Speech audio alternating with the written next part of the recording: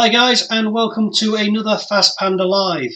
We have another special guest this week. So you have myself, Stormshroud, we have Claw as normal, and we have a special guest. We have Jam, Hello. Who is one of our members from our Discord who's brave or foolishly decided to join us. We are going to talk about the pictures we saw for what's coming up. So the Anathematic, the Azrael, that set of pictures that we saw last week. And then we're going to have a good chat about our initial thoughts on RemRacers. Did I miss anything, Claw? No. No. Good answer. No, but I've had a preview of your opinions. Yeah, that'd be interesting. So before we start, though, Jam, you want to say hi to the folks watching? Hello, everybody. How are we all? So you play over in Lincoln? I do. Your friendly local game store over there. Yeah. So if there's anyone watching from the Lincoln area, where should they head down if they want to play some Infinity? Well, I think it's known as Dave's Tabletop Gaming, but the sign outside the shop says Goliath Games. So we're down on the high street in Lincoln, towards the bottom end as you're heading out of town. It's a smallish store, but friendly. We join there on a Tuesday evening for a bit of Infinity. I'm normally down there on a weekly basis, and there's one or two others that are there. So if you're about, come down. Good to see you. We're always looking to expand the group. So yeah. Cool. I can certainly vouch that you're friendly. I've been over, and yet you are a nice bunch of gamers to play with. It is a lovely little shop as well. It is a nice little shop. Right. So we saw the new pictures and sculpt for the Anathematic, which started off with that lovely piece of artwork of him running across, going to do somebody something unpleasant. And then we had the dossier picture. I'm very pleased they kept these long, spiky, what are they, tendrils from his back. I'm not quite sure exactly where they're coming from, but I'm very pleased they kept that in the design. The nightmare on the old model. They were a nightmare on the old model. They look a little bit more solid on this, as we could certainly from the render. I do. My only concern is if they go down the route of a sear cast model, that might be a bit of an issue. You have to think about how you transport him again. They might bend, they might snap. But I'd like to see it in metal, but I kind of feel that they're probably going down the sear cast route because it's set S5. Yeah. The other thing I've noticed about this, especially in the dossier, is the plasma rifle doesn't match what they've sculpted onto them. I think that. Which is a different style of plasma rifle. And it has been confirmed by Connie that it is actually the plasma rifle. It's not something new. So you think the weapon in the render looks different? It does. Then if you he's done it like underslung on his arm rather than. And it's more drain pipe-ish. It's like the Megalodron weapon, if you've seen that from Defiance. So I didn't know whether that was kind of more like the Sepsita type weapon rather than the plasma rifle. But yeah, that has been confirmed by Connie. It is the plasma rifle that he is holding, because it was queried. But looking at that render, it's gorgeous, isn't it? Oh yeah, it's lovely. I definitely want one. I'm looking forward to trying that. The old model, I was just afraid. I was always afraid I'd lose those big spiky bits, having had to assemble one previously. Yeah, because I'm a big, as you guys know, I'm a big Combined Army fan anyway. So, but that is the only one model I don't possess, simply because I wasn't a fan of the old. Yes, yeah. I think this model for me is a big improvement. It sort of modernises the sculpt.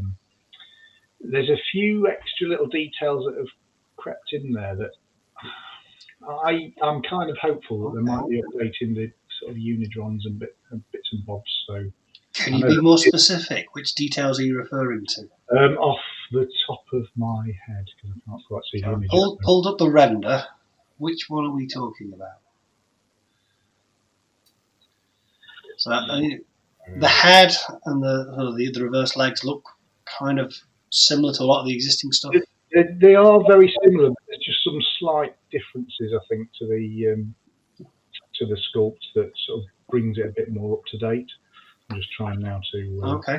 to talk specifically about. Oh. I mean, the weapon is absolutely a new bit, but I think some of the workings around the leg armor on the top of the thigh and over the shoulders are slightly bit more of a modernised.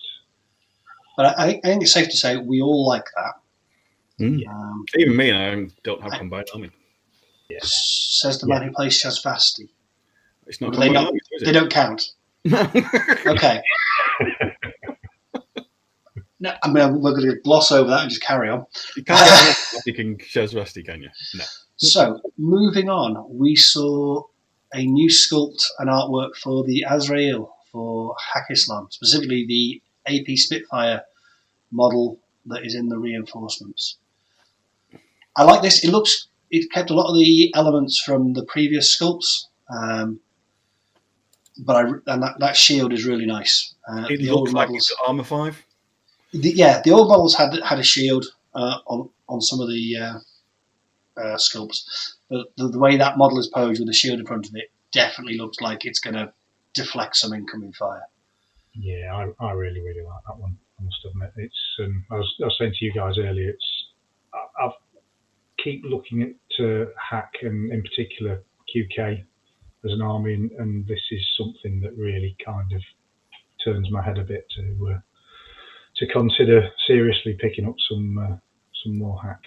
I do like the look of this one, and it's not a profile that I was aware of. So until I kind of got prepped for this live, you were aware of it. You faced it in the reinforcements game we had, and you hated it. Yeah, it is really good. I'm really gonna have to buy one of these because it's just awesome. I love the chunky armor. Who knew that I like chunky armor and heavy boys? But this is just so nice. Ballistic +1 damage on the profile. Continuous damage. Continuous as well, yeah. Armor piercing incendiary rounds coming out of that Spitfire. They make a mess of things. It certainly is. It makes you want to think, oh, actually, I might actually play reinforcements. Well, they're looking to release an update to the reinforcement rules, aren't they? I think in a couple of weeks. We are supposedly getting something, and hopefully it'll all be for the better. And I don't mind reinforcements as a game. It's kind of more of one of those that I'd pick up every now and again rather than want to see it in a tournament at the moment. It's a nice change kind of game.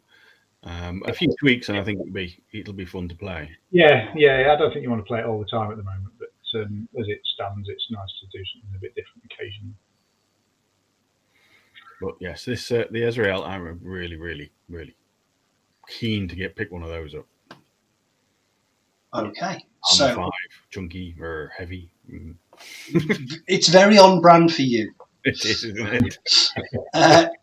Next, we know we're getting a box set, which is going to consist of a new sculpt for Branda Castro, the Monkey King of Infinity, which I think he's long overdue a resculpt, and I think that looks really cool. And he is going to be in a box with some of the new Zeros, for which, again, we saw artwork, which is really cool. I really like the artwork for this. And then the dossier. And then I only found a photo of one of the sculpts. There's a hacker. I think there's also a boarding shotgun, which is a male sculpt. That's going to be in the box with the other two. Yeah. I'm not a fan of the eye. I don't know if it's just thing. I'm not a fan of the single eye. Fair enough. I actually think they didn't have anything. Did they? I think they still had one eye. Yeah. I'm not a fan of that one eye. Okay. I mean, I'll be honest, I think the artwork's lovely. The art with the leading shoulder, which is, I assume, is like some sort of more ballistic coated piece of their outfit, similar to the shield you get in the Azrael. And I think the sculpt for the shotgun is nicer than the hacker sculpt. I did see a meme or something like that appeared on about the hacker sculpt to say CB have produced another model hailing a taxi. Yeah, I saw that, and it made me smile because they do look like. there's a hacker pose. It's an established hacker pose. It's been around for ages. Everyone puts out their left hand or their right hand. It's one hand or the other. You just need two fingers. Just two fingers to swipe left and right to turn people's armor off. It's easy. But I'm glad we're getting them. I think Zeros are units that have needed a resculpt for a while. Zeros are cheap, I think, for what you get, because they're about 20 points. You get your camouflage, your infiltration, and mimetism for 20 points. They're a good midfield specialist. They're comparable to me things like Foxtrot Rangers. The problem they've got in Nomads, especially in Vanilla, is they are competing with things in the leaderboard like Moran Masai, who bring crazy koalas and repeaters and everything else. But I do like a Zero. Yeah, I mean, inside of Bakunin, they'd be great. Oh, they're good for, but definitely going to be very popular. I can see in Bakunin. Yeah. And then, lovely. So the last model we saw artwork for, and as render, is the Varangian Guard, which is going to be the limited edition model for this year. So available at Adepticon, Gen Con. Hopefully some make it to UK Games Expo, which is where the last couple of limited edition models made it to in the UK. And then they'll be online at some point.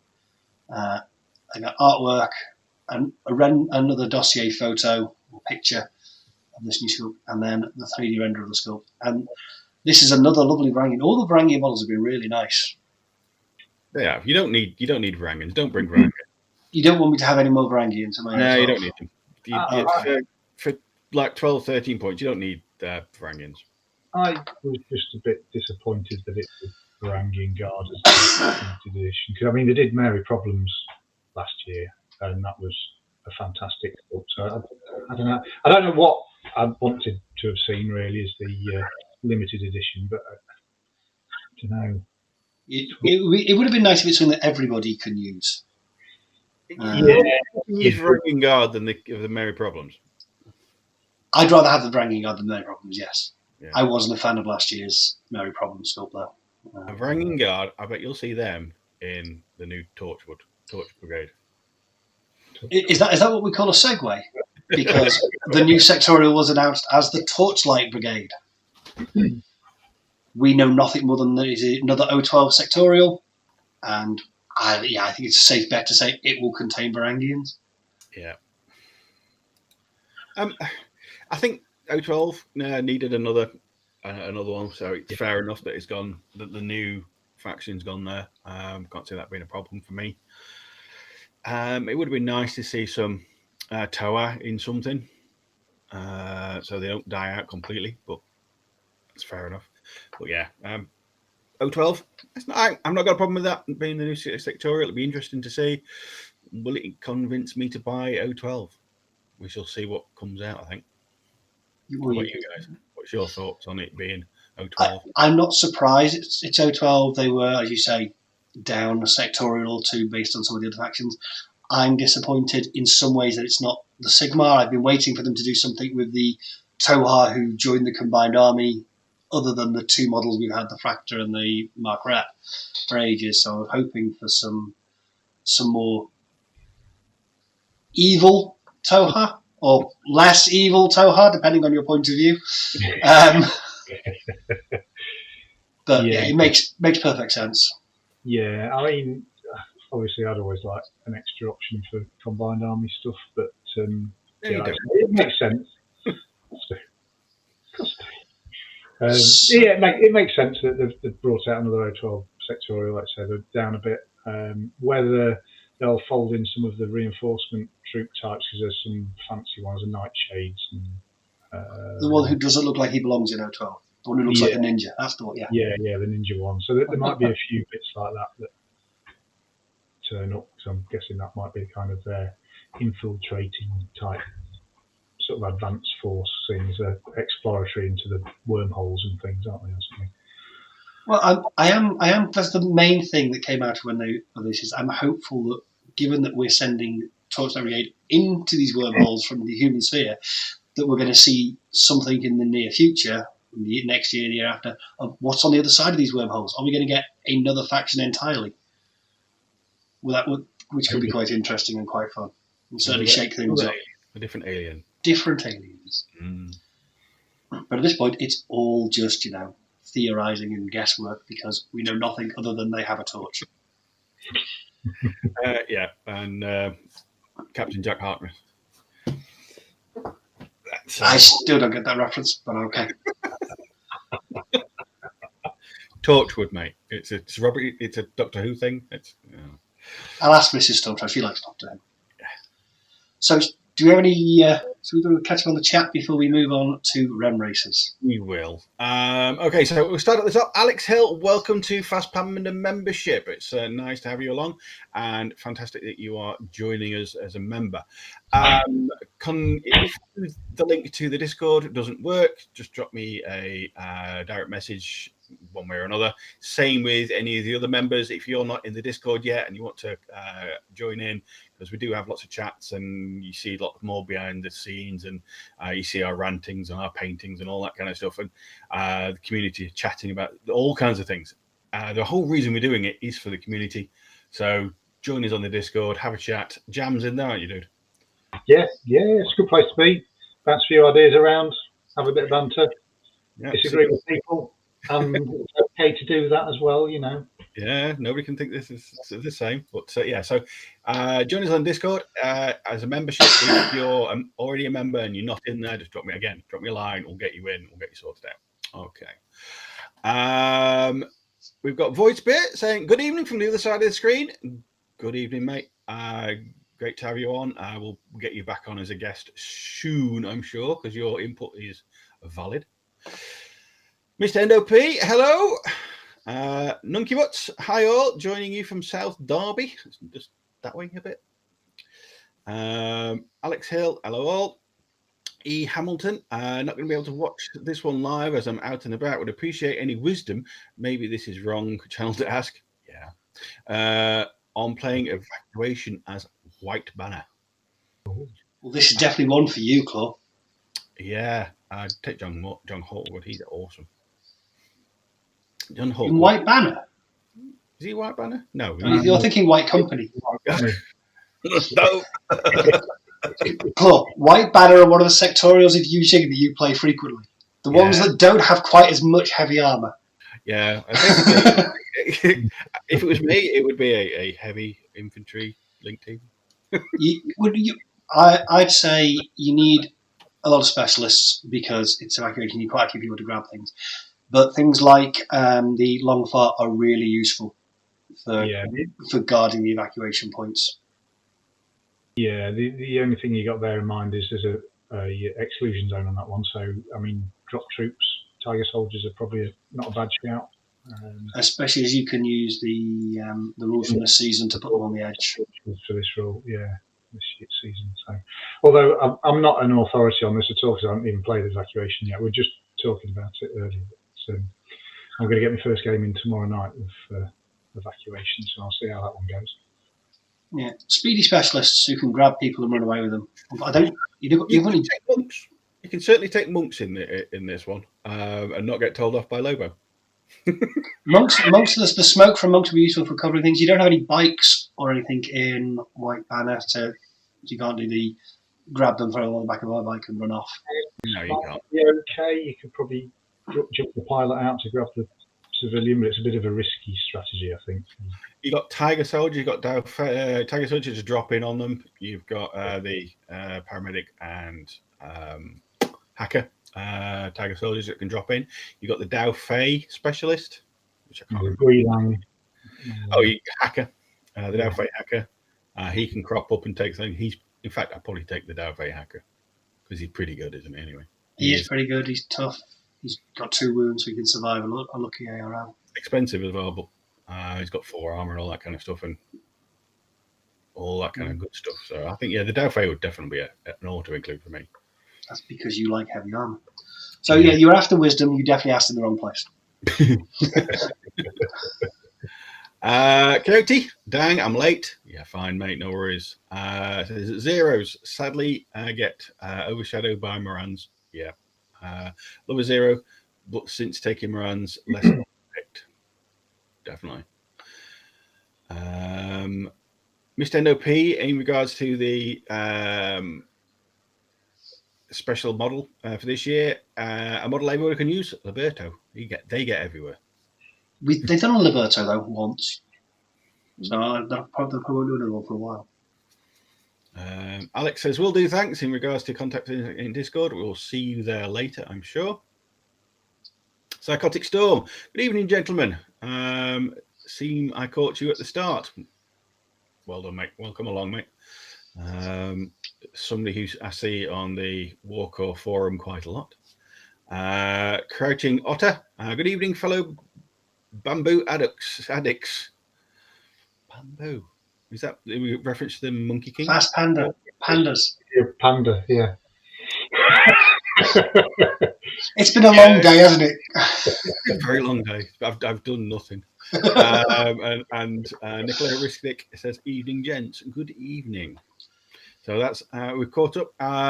We're going to be talking about RemRacers very shortly. So if you've got any questions or queries or anything about the game, drop them in the chat. And what we'll do is we'll go through them in a little while and kind of ask the expert, or at least the expert for now, because he's the most expert in there.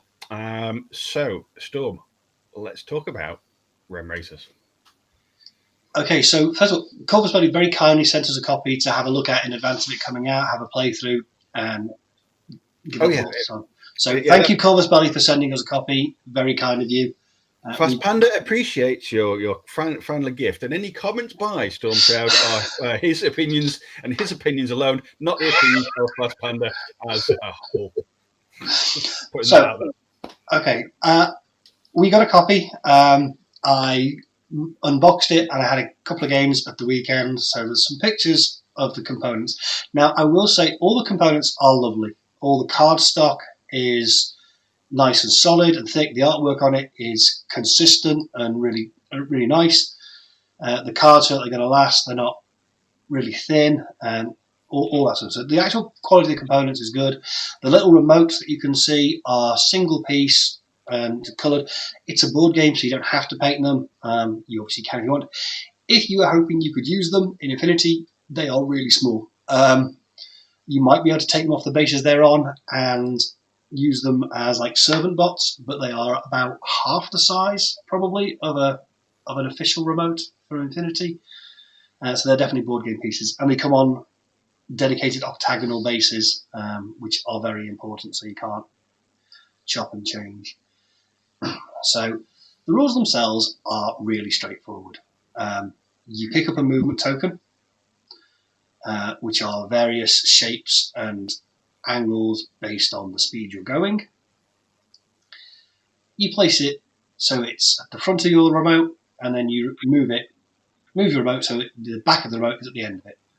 Simple as that. You move. If you've played Gaslands, it's exactly like that. Or if you've played X-Wing or anything like that, that's how they move. All the 5D remotes have slightly different stats. One for shooting, one for armor, and one for hacking attack, basically energy and software attack. You place a token, you move around the board. The only rule I thought could have been better was the collisions rule. So if you crash into another remote or the side of the circuit, then stuff happens. You have to flip a card for some damage, and if you ran into a remote, you place a little template and they get nudged off in a certain direction. That section of the rules could have been written a little more cleanly. They've done the very clever thing of including like one or two examples which cover corner cases, not a general example of how it'll actually work. So if you think back to the N4 rulebook, the hacking example in there is very, very corner case. The guy just going to move past the hacker and then just keep moving. It doesn't make sense. It's not a normal sort of example. But the rules as a whole work. The artwork is consistent and good. It's not my personal cup of tea. I don't like the chibi style particularly, but it is all nice and it is all consistent. When you're playing the game, you pick your remote based on colour, and the stats are slightly different. You then randomly pick a pilot. Now this is where I start to have a few problems. The pilots all have special skills. The special skills are not balanced at all. Okay, come on. What's the Okay, so to give you some examples, the Pano pilot, every weapon, every time they shoot, all their shots count as being double action. And that means 2 saving throws for each hit rather than 1, exactly as you're used to in Infinity. Which, given the number of weapon cards that come out of the deck, means they are incredibly good at blowing up other remotes. One of the other pilots can ignore cards played against them. So I think the LF one could ignore hacking attacks against them and stuff. Or you get the Hack Islam guy who gets 2 mines for a lap. They're not balanced. And which pilot you draw can have a big effect. And this is where, as I said, where I started to have a few issues with how the game worked for me. That deck of equipment cards that you draw, now you get to draw one every time you cross a section or if you're at the back. What comes out of that deck has a big impact on the race, because you also use it for damage when you have collisions. So the look of those cards can make a huge difference. So on the 2 games we played, it says on the box it's for 2 to 5 players. In my opinion, it doesn't work as a 2-player game, because every equipment card you draw, every weapon you fire, you only have 1 target for, which means you're constantly picking on the same player. So if you get off into the front and then you draw mines, oil slick, or a foil, you're just shooting the guy at the back and putting them further and further behind and slowing them down, which makes it less of a race. If there were 3 or 4 players, I think it will work better, because you'll be able to spread that love around to different remotes depending on what's going on, and the guy at the back will hopefully get a chance to catch up without being picked on. But in of the 2 games we played, in one of them, I got round a corner first, and I happened to draw an oil slick, and then I happened to draw mines, which meant I could just make a huge mess behind me on the board, and Mrs. Stormcloud had to navigate it all, and when she hits the oil, she has to take a crash test. When she hit the mine, she took damage. So it took her, I think, 5 turns to get around one corner because of all the obstacles in the way, which is 5 turns that I could just drive off, which again means it wasn't a game. And then in the other game, Mrs. Stormcloud kept drawing weapon cards with the Pano pilot, which meant I couldn't make it off one section of track because I kept getting shot. So I got submachine gunned, and then she got slightly further away. She used a multi-rifle, I got shot. She got slightly further away, flyback. Again, it took me like 3 or 4 turns to get off one section of track because I kept getting blown up. And when you get blown up, you get put back to the start of the section of track you were on. So if you're playing as a 2-player game and the cards come out in the wrong order or in an unfavourable order, it gets very one-sided very quickly. Would it make a difference if you run 2 cars instead of quite 1? Possibly 2 cars. So if you had multiple cars instead of 1, it would make a difference. If you had more players, I think it would work better. Yeah, sure. Now, the track itself is lovely, and it's double-sided, and it goes together so you can create tracks how you like. What's the cardboard kind of quality? Is good. The cardboard quality is great. I don't have a problem with the quality of any of the components in the box. I think it's all really good. It is very slippy. Because it's both sides are double-sided, both sides are used, both sides are glossy, which means they get nudged very easily. And given that you're trying to put down a movement token in a specific point on the front of the remote without moving the remote, it doesn't take a lot to nudge everything and cause chaos. And because you're using these movement tokens and touching the edge of the track is such a big deal, moving things can have a big impact on how the game plays out. So if you're only playing it for a bit of fun, that's absolutely fine. If you're playing with someone who's taking it quite seriously, I can see people getting annoyed because you nudged my car or you nudged my remote. Now, a lot of my opinions are coloured on the fact that we play a lot of board games in this house. We have 3 other racing games, and I play Gaslands. So I have, for example, Rallyman, again, uses a track built up from cardboard tiles, but they're all hexagonal, so they go together in a nice grid, and they kind of hold each other together. The track pieces will only go together in certain combinations, because some of them are quite short, some of them are quite long, so it doesn't have the infinite flexibility for track layouts. In Gasland, you're using the same movement system, but you don't have to worry about staying on a little tiny, like 4-inch wide car piece of track. So if there's an obstacle you can go around, you've got more you've got more flexibility with those movement templates to get around obstacles and get to the next gate.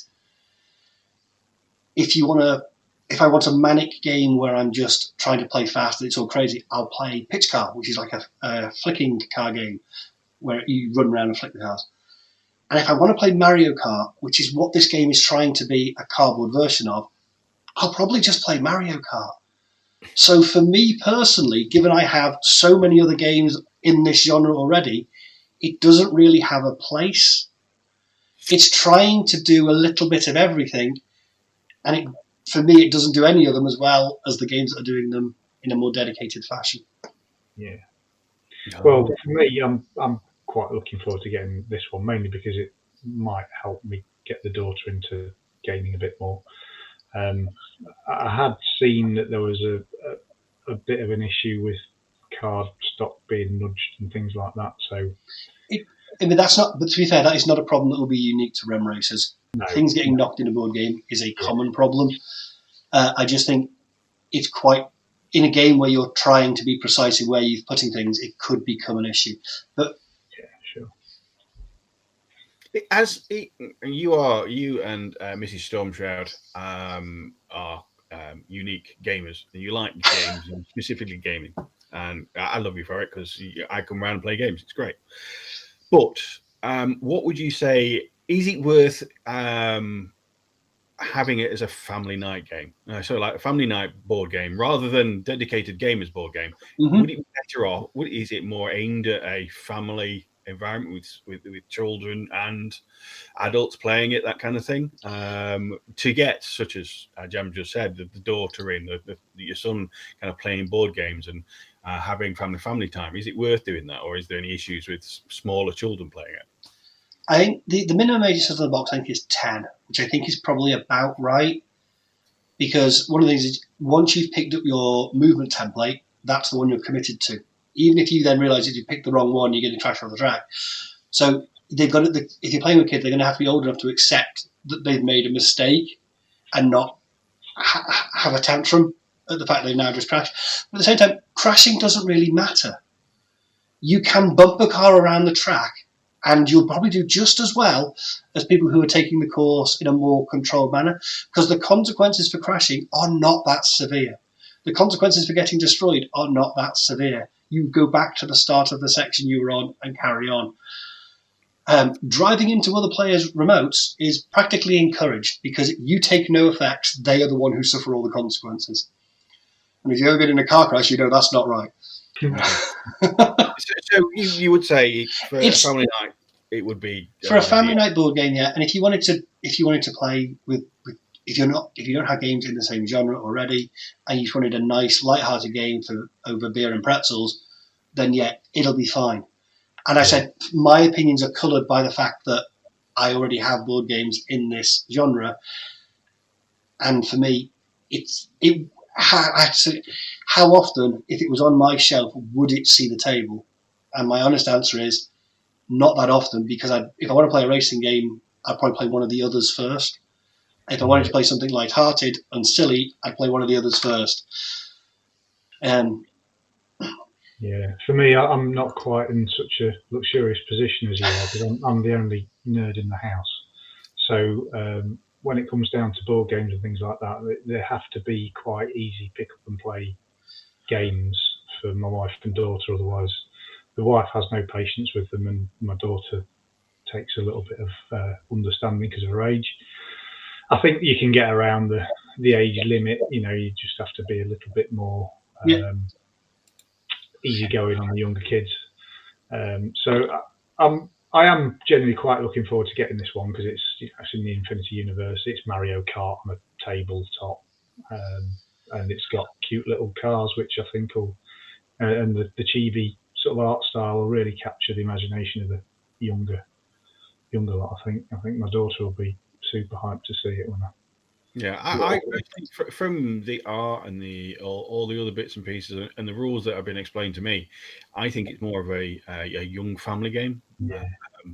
And that's the target audience, rather than grizzled gamers like Stormshroud. Grumpy old gamers like me. Who's got a massive collection and surrounded by boxes of board games.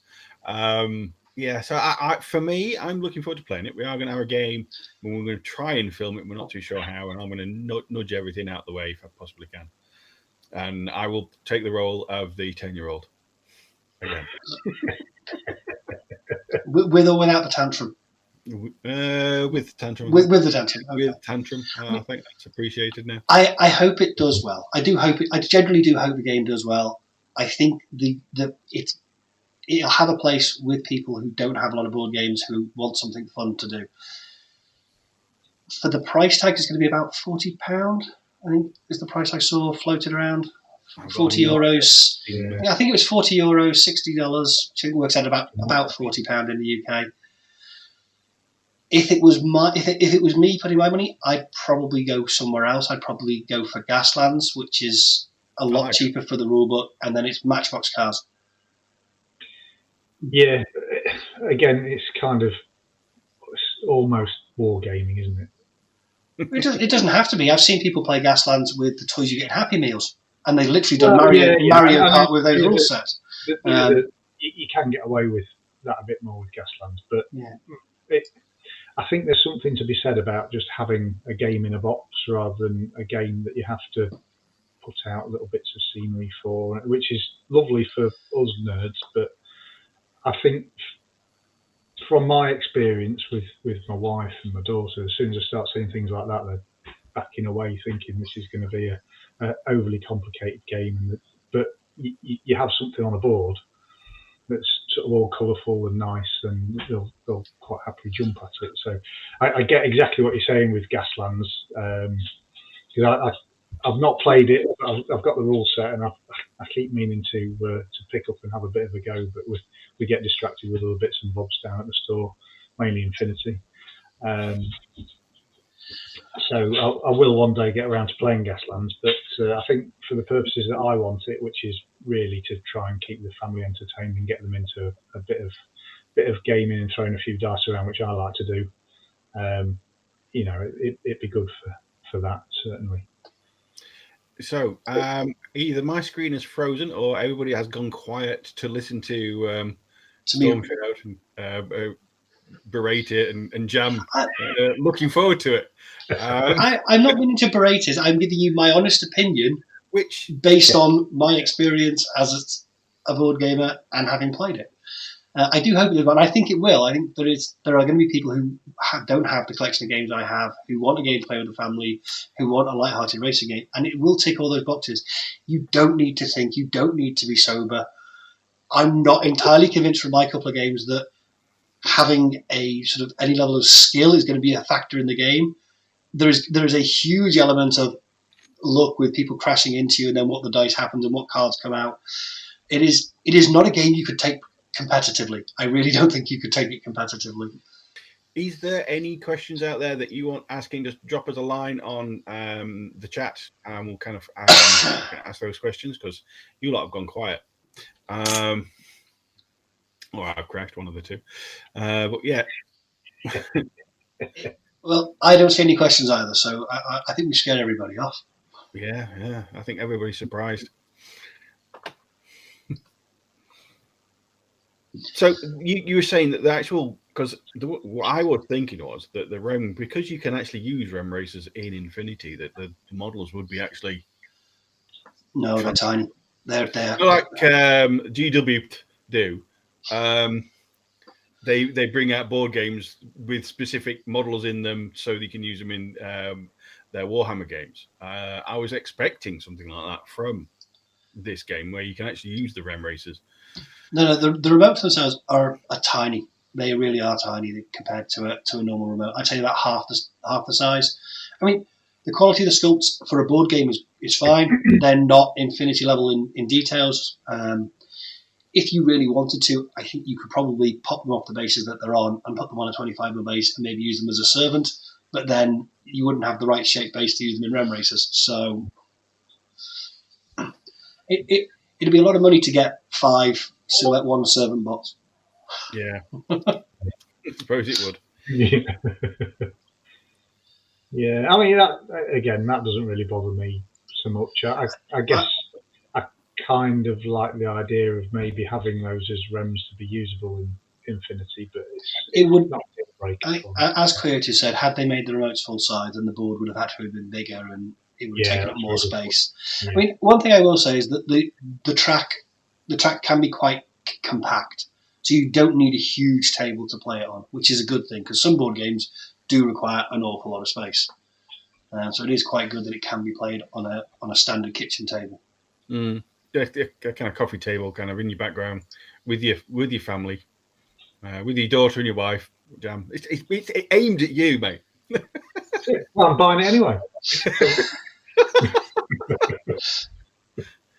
I don't care what Swordcraft says. It is. No one cares what. Even in this household, no one cares what I say. As a game, it is fine. It is absolutely fine. It does exactly what it sets out to do. As I said, my opinions are coloured by my experience and the other games I have, and I couldn't help but compare it to other stuff I have because it is. If you've played Gaslands, Gaslands and X-Wing for the little bit I played of that, the mechanics for the movement are so similar. You'll know what you're doing without even having to look at the rules, really. My issues are mainly with the balance between the pilots, the RemRacers, the drivers themselves. Then they're not equal. So yeah, if you draw a bad pilot and you get a bad draw on cards, you could have a very long day. Would it make much of a difference if you didn't run the pilots? I actually think not running with the pilots would make the game a lot easier. The remotes are all slightly different. So, for example, the Pano one is better at shooting than the Nomad one, but the Nomad one is better at resisting hacking attacks than the Pano one. Does the Hackers Land one come with a shotgun? You don't get any weapons as standard. It's the cards you get every time you sort of cross a section of track. The Hacking Land one needs a light shotgun, just as default. Yeah. There's a few videos out there. I've got to give a shout out to some of the other kind of content makers, such as Dice God Wargaming. They got their copy really early for some reason because I think bribery is involved. They've painted up their little remotes and all that kind of stuff. They look great. So painting them, it does work. But I can see what you mean about the quality of. The level of detail. Yeah, it's not wargaming quality; it's board game. It's board game quality, which is what it needs to be. Yeah. It's a board game. Yeah, it is a board game. I'm looking forward to playing it myself to give it a go. But then if we play it again, that will be a multiplayer game, which will, like you said, probably better because a 2-player, it does seem a bit of I get this gun, I will shoot my opponent. Done. Like you said. I say, but a lot of this is true for a lot of board games. They might say they're designed for 2 to 4, 2 to 5 players, but they play very differently with 2 players, where the only person you can pick on is the other player. It definitely, I think, will benefit from a 3rd, a 4th, or 5th player, just to spread the love around when you do get a weapon, and to make it more tricky to get around corners with other remotes in the way. So yeah, we'll play it on the channel. So you will get a chance to see it. But these are my views after a couple of games. Well, yeah, I mean, mentioning the dice cards, I did sort of watch that video prior to coming on here because I knew we were going to be talking about RemRacers. And I think, to be honest, a lot of your comments sort of ring true to what the guys on the dice cards were saying as well, in terms of slidey components and the pilots themselves being a little bit out of kilter with one another. And so your comments don't come as a massive surprise to me, having seen that, which a little bit disappointing if I'm honest, but still, I'm still looking forward to it because, like I say, it gives me an opportunity to play games with the family, which I don't get opportunities to do often because they see a multi-sided dice and run a mile. It's D12. It's D12s for reasons. Yeah, chibi those. That's the thing. Okay, so Kyoto says if the remotes were full size, the board would be huge.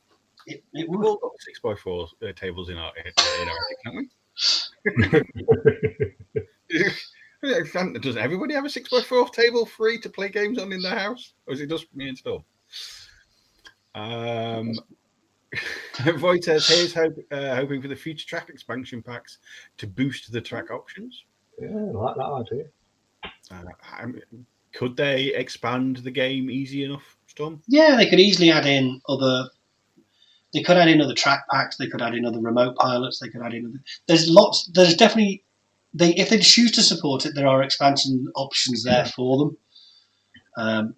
So I wouldn't be surprised if you do see a track expansion pack, assuming it does well. I mean, if it tanks, then no, they're not going to. You're not going to see anything. But if it does well, I can see them doing expansions.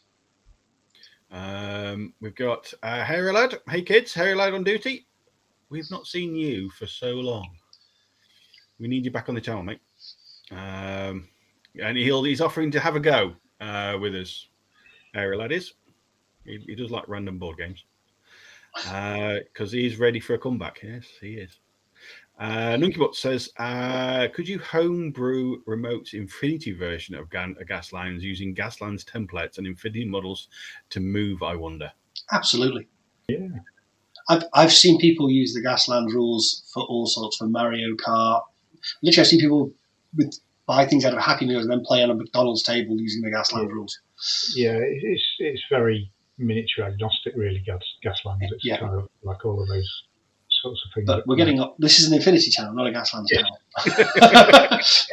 I think I've given them enough free publicity tonight, haven't I? It is the thing is, it is the natural comparison, the thing to compare it against, though, isn't it? The rule sets are so similar. The Gaslands has some extra dice and stuff that you roll, but the movement templates and weapons stuff, it felt very similar. Okay, so a big question for me is, if you were a boardroom in Spain, in Corvus Belli, and said, okay, so this is what we've got, how can we make it better? What would your kind of top things be to make the game better, Storm? You could have asked me that in advance so I had time to think.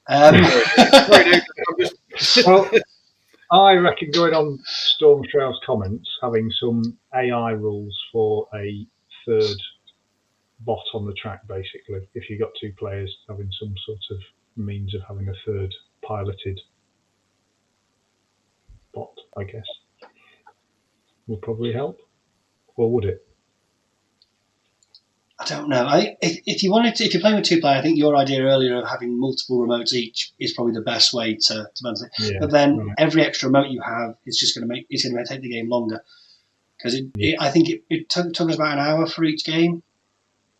Oh, really? Yeah, because when you get things, and obviously part of that is unfamiliarity with how some things interact. So what happens when you hit an oil slick, and so on and so forth. And going over those collision rules repeatedly, and things like cards that have words on them that aren't in the rule book. So there's a card that says you can only make closed turns, but there is no such mention of the word closed turns in the rule book. So we have to make an educated guess, and things like that. And a couple of times, can you really shoot in any direction? So there's lots of things like that that slowed us down the first round. So I think, if you were familiar with it, it'd probably take you about 45 minutes. But I think you can easily add 15 minutes for every additional player, because there's going to be more collisions. Right. And then if that collision causes a collision, you could end up with lots of people being bumped all over the show, which would slow things down, because the collisions, everything else plays so quickly and simply, the collisions just feel jarring. As opposed to just picking up a template, putting it down, moving your remote. You've then got to stop, get another template, roll the dice, get a card.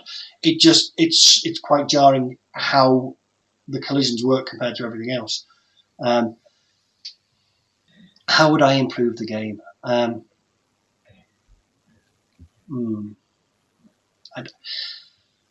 think for what they've set out to do, it does it. The thing I would want to clear up, I would like to neaten up, is the collisions.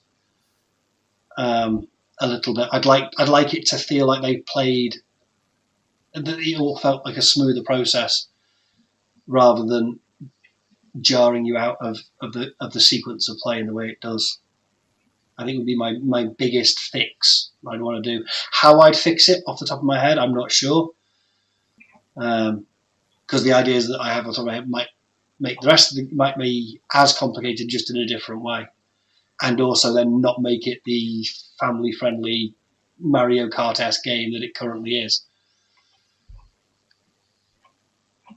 Does that answer your question, Claw? Yeah, it does. Andy says, Lad says, how much does it compare cost-wise? So about 40 quid, do we say? That's what I think it's going to be. I haven't seen a UK price for it, to be honest. Yeah. Compared to the other games that you might want to buy, well, Gaslands is basically a book for 20 quid. But then you've got to buy bits of scenery and cars and all that kind of stuff, so probably cheaper than Gaslands. What about the other games that you were comparing? Board game wise, it's going to be comparable. Things like sort of Formula D, your basic box is going to be about there, and then the additional tracks for that I think are about £10-12. Rallyman I think was about £40-45 for the main box, but the advantage of that is it's so incredibly interchangeable. And then there's numerous other racing board games as well. So there's things like Heat and the cycling. There's lots of other things in the same field, and they're all board games. They're all coming in about the same sort of price. So I don't think it's badly priced. I'm just not sure that for me, as I said, it does anything either different enough or better than anything I've already got for me to play it on a regular basis.